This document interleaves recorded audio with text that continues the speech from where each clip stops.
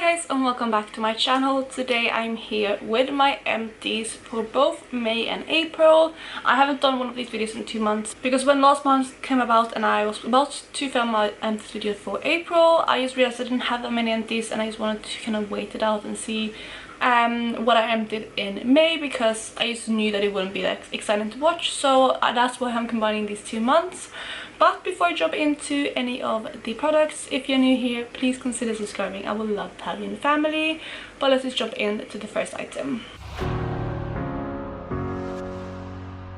So even though I waited 2 months, I still don't have too many empties. I feel like I've gone through a lot of my kind of half empty products, and most of the things I use now are full-size products that I kind of freshly buy into my collection. But I'm going to start with the kind of bath or body products that I have. And the first one that I have is this one right here, which is the Dr. Teals Foaming Bath with pure Epsom salt. So this is like a bath soak, bubble bath, like Epsom salt kind of thing. That I use when I take a bath. I really enjoy this. I don't think I have a backup at the moment, but I did buy a different kind of Epsom salt that I'm trying out, and I really like that one too. And yeah, I just like having something like this when I take a bath, because first of all, need to give this massive credit, because I had a time where I was really sore. I went for like a 5-hour walk, and obviously being locked down and stuff, we haven't really walked that much, so going for a 5-hour walk was quite intense for my body. And I was so sore, like incredibly sore. I have never been so sore in my whole life before in my muscles. So like the day after was brutal, but the second day after was insane, and I could barely even like move. So I decided to take a Epsom salt bath, and the next day, so like the third day after, I woke up and I was completely fine. It was completely gone. And obviously it might have been some time kind of healing, but also I feel like this definitely helps. So it's really good for that if you do have sore muscles. But in general, I just feel like it's quite luxurious, it's quite nice just having something like this in the bath, because it makes it feel like more kind of special than just having like a regular bath. And that's why I repurchase things like this. But I'm not kind of biased to any specific brand or products right now, so that's why I'm trying something else out at the moment. And also I do kind of mix between the typical bath salts as well as the kind of bubble bath soaks, whatever this is. So that's kind of my review on this product, but I will definitely try this brand and maybe even this product again in the future. Another thing that I finished up is one of my favorite ever body washes. It's a shame that it's quite expensive though, but I really love this, and that is the Loccitane Almond shower oil. It's the almonds shower oil. I love this. This is obviously like the pump version with 500 mils, and yeah, I've gone through this. It's my favorite one because it's very moisturizing. I love the feeling of it. I love the scent. It's so nice, and I feel like I just feel like with this it just makes it quite nice and again luxurious having a shower, which I enjoy. Right now I'm using a Soap and Glory product, and I like that one too, but I will definitely buy this again when I want to splurge, or even ask for this as a gift, because I really love this, and I have gone through a couple of these in the past as well. And like I said, I will definitely repurchase this again in the future. So normally I don't really include deodorants in these empty videos because I'm not sure if that's kind of fun to watch. Leave me down your feedback down below on deodorants. Do you think I should include them in here or not? But I have one I want to share with you, which is the Mitchum Triple Odor Intense Pure Fresh one. I don't know what it's called, but it's the Pure Fresh scent, and this is a lovely deodorant. It smells really nice, and I did go through this, and the reason why I want to include this is because this is probably one of the best deodorants that I've ever tried in my whole life. I don't really have a problem with like excessive sweating or anything like that, but I feel like my body can get used to the same deodorant. So if I use the same brand over and over again, I can get used to them, and they don't really work as well anymore, and that's why I wanted to try this one out. And as soon as I try this, I've been converted. I love this.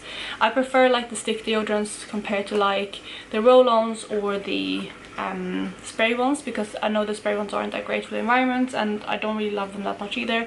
I just prefer these ones.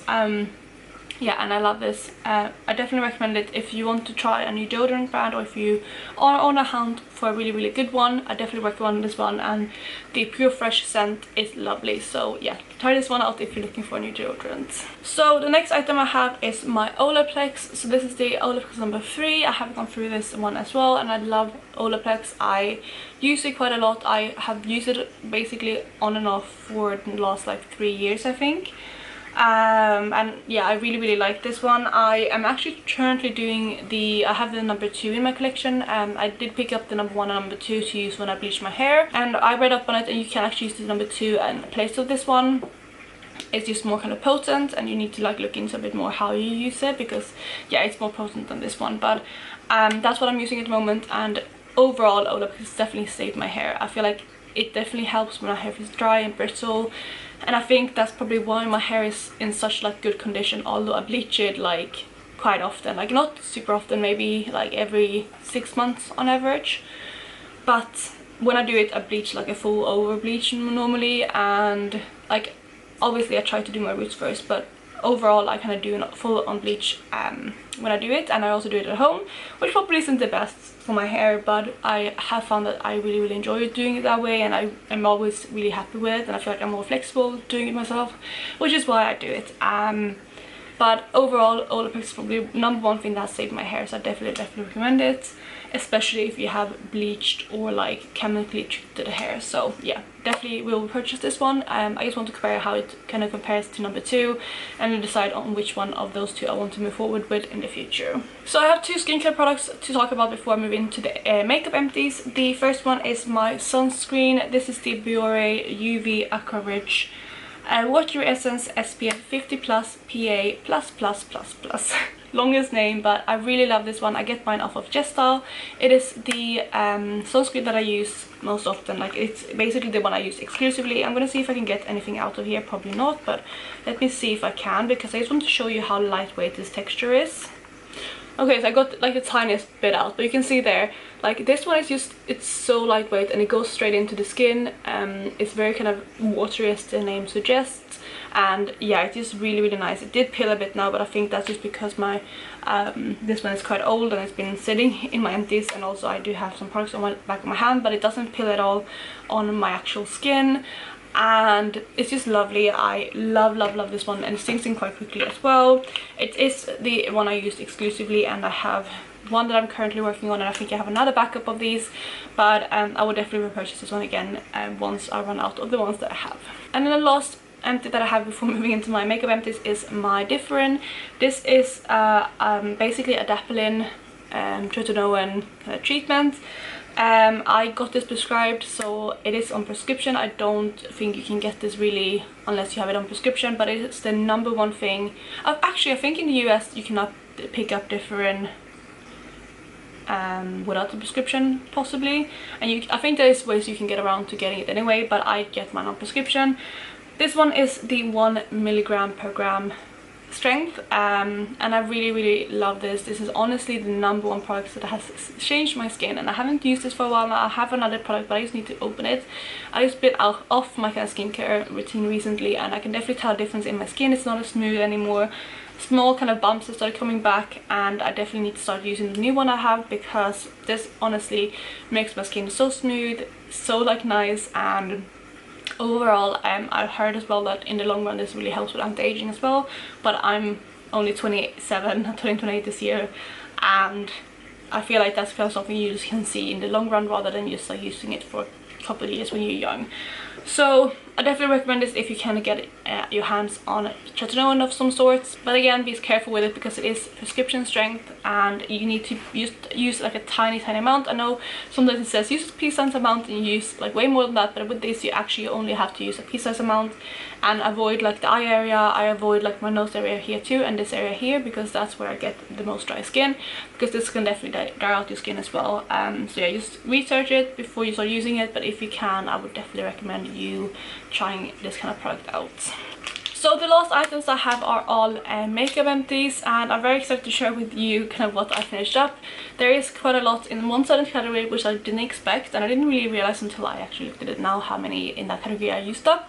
But I'm gonna start with this one, which is a nail polish. This one is the Essie Ballet Slipper nail polish. I used this up in my product polish and I really like this shade.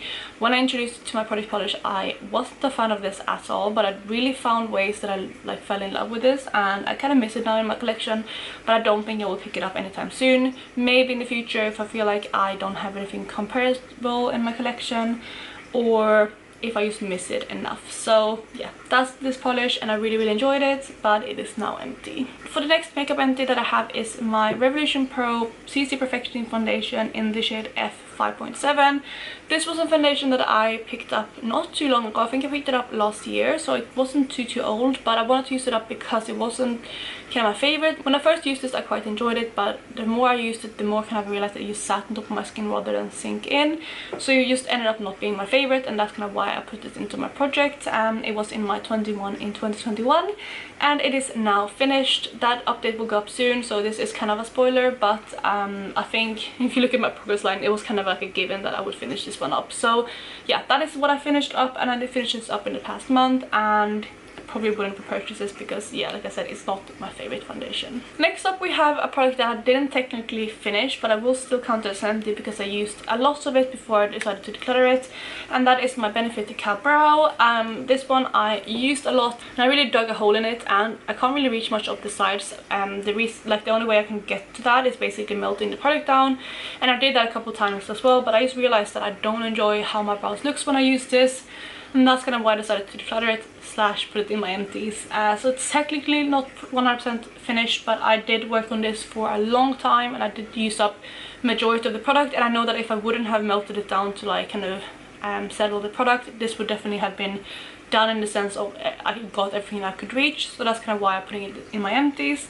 But yeah, this one is done, and it's in my collection, and I'm very excited about it because, yeah, I did not end up loving this product, and I feel like I'm kind of over pomades. I prefer using powder in my brows, which is what I'm using today, or doing the soap bar method, and yeah, pomades are just too heavy for me nowadays. Then the last 3 products that I have are all from the same category, and you might be able to guess what it is because that is actually lip products, and it's all like bullet lipsticks, which is very exciting. I did think of 3 of them in the last 2 months, which is very exciting because I really want to try to get my lip product category down, or like the numbers down this year. So let's just go through what I finished up. One of the first ones I finished up was the Colourpop lipsticks in the shade Daydream. This one was like a kind of deeper brownie tone, and I loved wearing this in fall and winter, or like especially in winter when I was product planning it, but I found it quite difficult to wear when spring and summer came around. But I decided to mix this with like a light liquid lipstick, and it created like this really nice lighter mauve tone, which I really enjoyed, and that's how I finished this one up. I love the Matte X formula from Colourpop, and I have loads and loads of these in my collection, and although I love this shade, I don't think I would repurchase it because, like, I don't know, I have probably more shades of this or like similar to this in my collection. And also, you know, Colourpop, they discontinue things all the time, so I'm not even sure I could get this if I wanted to, and I am quite content with the lipsticks collection that I have at the moment. The next one that I finished was my Dior lip glow, and this one is in the shade number 10, Hollow Pink. I finished this one up, I think it must have been in May, and I really enjoyed this. When I first introduced it again, it wasn't a product that I liked, which is why I put it into a product pan, but I did actually fall in love with this product, and I do have another one of these in my collection in the original one, which I prefer. I'm not sure if I would pick up the hollow one again, but I did enjoy it while I had it, and I'm now happy that it's gone. I did actually scrape out the remainder in here because I tried to use this as a like bullet for something else that kind of fell apart, but it didn't really work out, so that's kind of why it looks like that. But I do believe I have the loss of this product saved, which I might continue using as a lip balm, especially when I do my makeup and stuff, because I do really like this and it's quite moisturizing as well. The very final product that I have to talk about in this video is, like I said, another lipstick, and this is the most recent empty that I have, which came from my Partners in Cream product pan, and this one is the Revlon lipstick in the shade Pink in the Afternoon. This one is completely finished. I really enjoy this shade. Like, I like the shade, but the formula wasn't the best. I feel like it was quite heavy on the lips. It was quite thick, and it just looked like, you know, those kind of old school lipsticks. These, again, you sit on top of your lip rather than just like melt in and look more natural. So I did decide to kind of mainly use this up as a cream blush, which is how I finished this. And I really liked it that way. Like I said, the tone of this is beautiful and it worked beautifully as a cream blush and also as like a light kind of color on the lip as well. But it's not my favorite formula and I wouldn't repurchase this. I have had several lipsticks from this formula in the past, but they are all finished now, and this was the last one of my Revlon like traditional lipsticks that I had in my collection, so I'm now excited to have finished this one up. So that, you guys, was it for my empties video for this month. I will see how many things I finish up in the next upcoming month, but if it continues being like in a similar like amount as I have had now, I might continue doing them bi-monthly, because I feel like just having like 5 products to talk about isn't very exciting, so I might continue doing them bi-monthly, but we'll just have to see how much I finish up each month. But other than that, I really hope you're having an amazing day, and I will talk to you in my next video. Bye guys!